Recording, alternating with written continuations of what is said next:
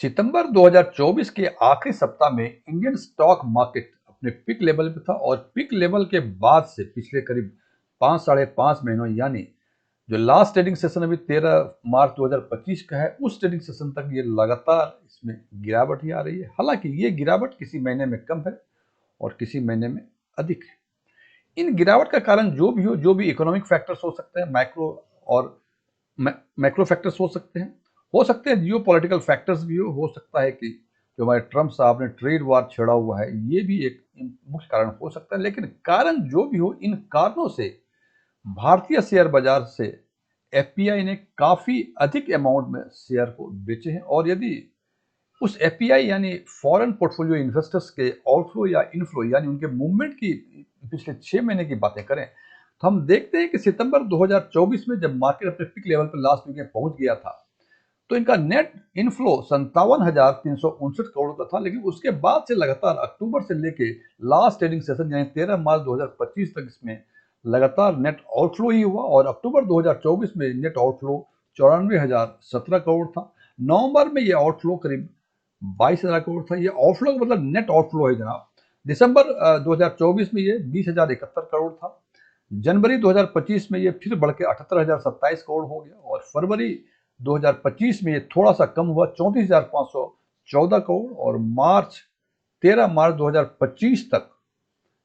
मार्च महीने में ये 30,015 करोड़ के आसपास का इनका नेट आउटफ्लो हुआ है। और यदि हम बातें करें अक्टूबर 2024 से लेके यदि 13 मार्च 2025 तक टोटल नेट आउटफ्लो 2,78,704 करोड़ है। और यदि इस कैलेंडर ईयर यानी जनवरी 2025 से 13 मार्च 2025 तक की बातें करें तो ये नेट आउटफ्लो 1,42,616 करोड़ है। जनाब, जब ये आउटफ्लो हुआ है, लोग कह रहे हैं कि एफपीआई ने इतने रुपए के शेयर बेचे और इन्होंने स्विच किया चाइनीज मार्केट को, जहां कहा जा रहा है कि उनको वो सब चाइनीज जो और ये कहा जा रहा है कि एफपीआई यहां से शेयर सेल करके इन्वेस्ट कर रहे हैं चाइनीज मार्केट में, जहां उनको लगता है कि शायद एप्रिसिएशन अधिक हो। तो जनाब, ये 2,78,000 करोड़ या 1,42,000 करोड़ के आसपास जो नेट आउटफ्लो हुआ है, तो निश्चित रूप से इसका इम्पैक्ट इंडियन डोमेस्टिक शेयर्स जो है, Indian domestic market stock market के जो शेयर्स हैं उस पर निश्चित रूप से पड़ा है। और चूंकि उस पर वैल्यूएशन का फर्क पड़ा है, तो इसका इम्पैक्ट सीधे रूप से इक्विटी म्यूचुअल फंड्स पे निश्चित रूप से पड़ा है। आज हम चर्चा करेंगे कि इन परिस्थिति में जो 5 इंपॉर्टेंट सेगमेंट्स हैं, flexi cap, large cap, mid cap, large and mid cap और स्मॉल कैप, इन पांचों ही सेगमेंट में वो 5 फंड्स कौन हैं जिन्होंने अपने बेंचमार्क को अंडर परफॉर्म किया है और अपने सेगमेंट में सबसे खराब प्रदर्शन किया है। और सबसे पहले हम चर्चा करते हैं फ्लेक्सी कैप फंड की। फ्लेक्सी कैप फंड ने जिनका बेंचमार्क निफ्टी 500 टीआरआई है, इनके पिछले 6 महीने का परफॉर्मेंस -15.4% है। और इस सेगमेंट में 6 महीने से अधिक पुराने फंड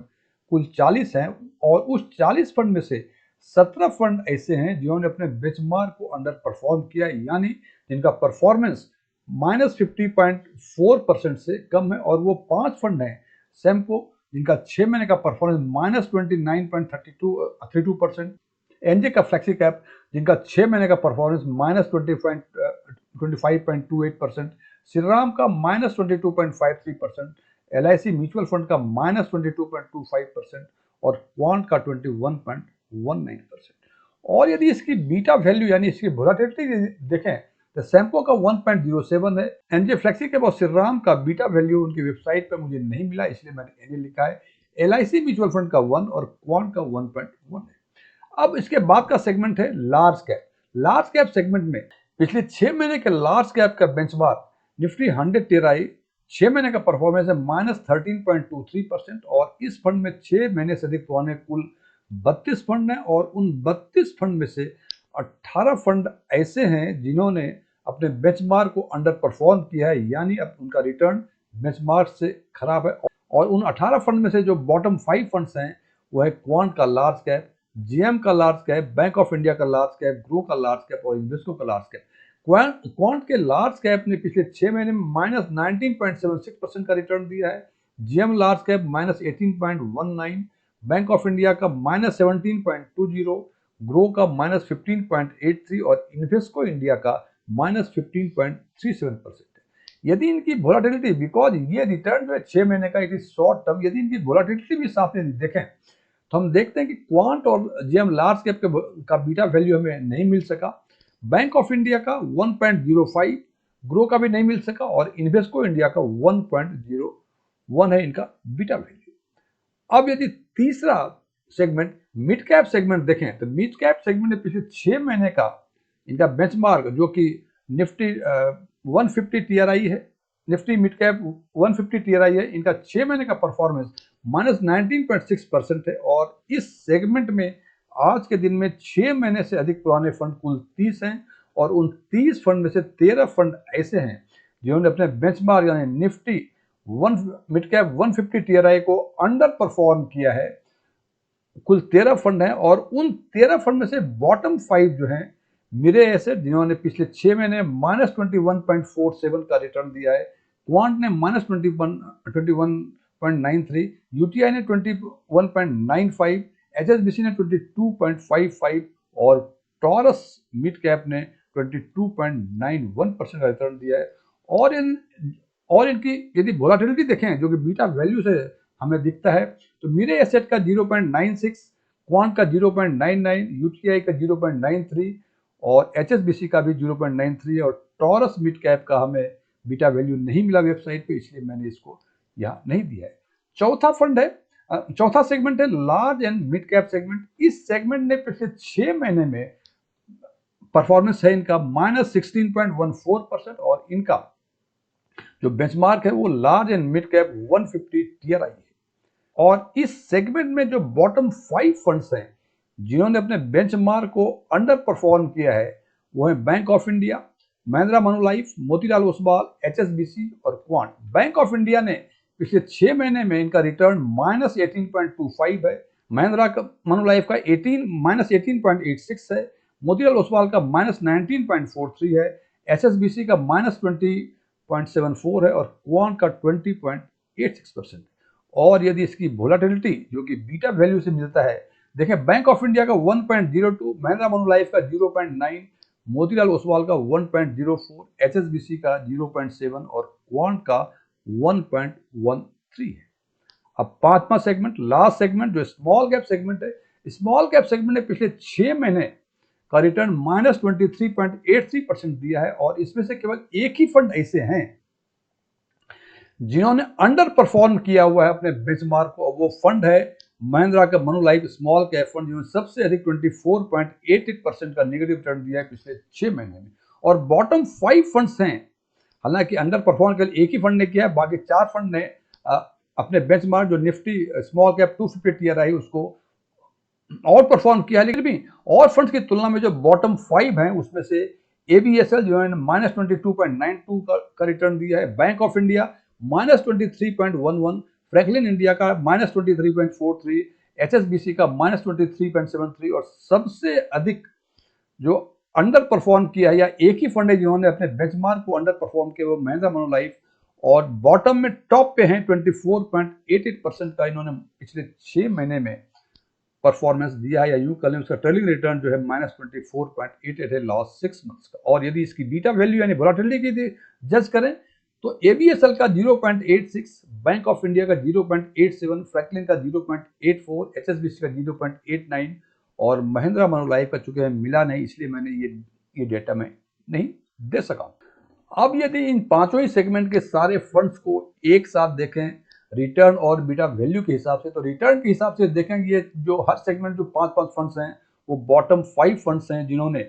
सबसे खराब परफॉर्मेंस दिया है अपने सेगमेंट में। लेकिन बीटा वैल्यू में यदि हम देखते हैं तो हम देखते हैं कि फ्लेक्सी कैप की बातें करें तो सैमको और क्वांट और एलआईसी म्यूचुअल फंड, ये 3 फंड ऐसे हैं जो बीटा वैल्यू के हिसाब से भी बॉटम 5 में है। इसलिए हम ये कंक्लूड कर सकते हैं फ्लेक्सी कैप में कि सैमको, एलआईसी म्यूचुअल फंड और क्वांट, ये तीनों ही फंड रिटर्न के लिहाज से बॉटम 5 में आते हैं और बीटा वैल्यू के हिसाब से भी बॉटम 5 में आते हैं। तो जब फंड को शॉर्टलिस्ट करें तो इन बातों का ध्यान जरूर रखें। लार्ज कैप की बातें करें तो जो बॉटम 5 फंड्स हैं रिटर्न के लिहाज से, उन 5 फंड्स में से बैंक ऑफ इंडिया और इन्वेस्को बीटा वैल्यू यानी वोलेटिलिटी के हिसाब से भी बॉटम 5 में है। इसलिए जब लार्ज कैप में आपको इन्वेस्टमेंट करना हो, इन बातों का ध्यान रखें कि बैंक ऑफ इंडिया बॉटम 5 में रिटर्न के लिहाज से भी और बीटा वैल्यू के लिहाज से भी बैंक ऑफ इंडिया और इन्वेस्को। यदि मिड कैप की बातें करें तो मिड कैप में जो बॉटम 5 फंड्स हैं रिटर्न के लिहाज से पिछले 6 महीने का, उनमें से 2 फंड मेरे एसेट और क्वांट, जिनका कि बीटा वैल्यू 0.96 और क्वांट का 0.99 है, ये 2 फंड बीटा के लिहाज से ही बॉटम 5 में है और रिटर्न के लिहाज से बॉटम 5 में है। तो ध्यान रखें, यदि मिड कैप फंड में यदि आपको फंड को शॉर्टलिस्ट करना है तो इन चीज़ों का ख्याल जरूर रखें। लार्ज और मिड कैप में 3 फंड है, बॉटम 5 फंड जो रिटर्न के लिहाज से, उसमें से 3 फंड बैंक ऑफ इंडिया का 1.02 बीटा वैल्यू, मोतीलाल ओसवाल का 1.04 और क्वांट का 1.13, ये तीनों ही फंड जो है ये अधिक खतरनाक दिख रहे हैं large and mid cap segment में। और यदि स्मॉल कैप सेगमेंट की बातें करें, जो बॉटम 5 फंड है, उन बॉटम 5 फंड में से एक फंड जो HSBC है, केवल वही है बीटा के लिहाज से टॉप 5 नहीं, आई मीन बॉटम 5 में एक ही फंड है HSBC जिनका कि बीटा वैल्यू 0.89 है। तो जनाब इन पांचों सेगमेंट में हमने देखा कि फ्लैक्सी कैप में 3 फंड, लार्ज कैप में 2 फंड, मिड कैप में 2 fund, large and mid cap में 3 फंड और स्मॉल कैप में एक फंड ऐसा है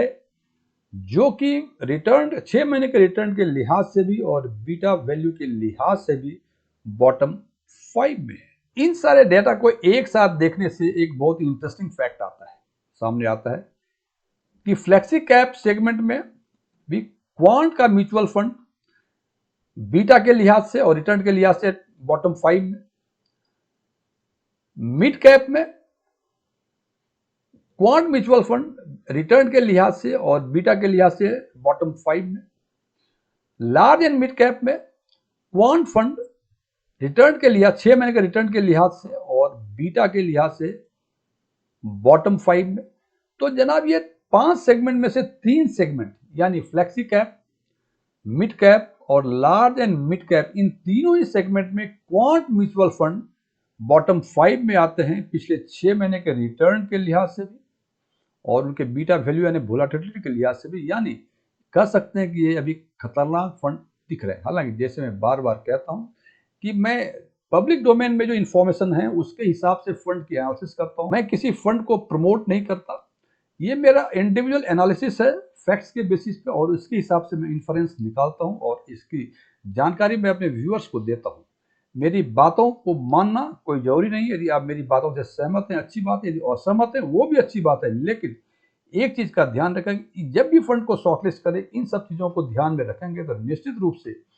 आपको बेहतर फंड शॉर्टलिस्ट करने में मदद मिलेगी और आपको निश्चित रूप से बेहतर रिटर्न मिलने की पूरी संभावना है। Thank you.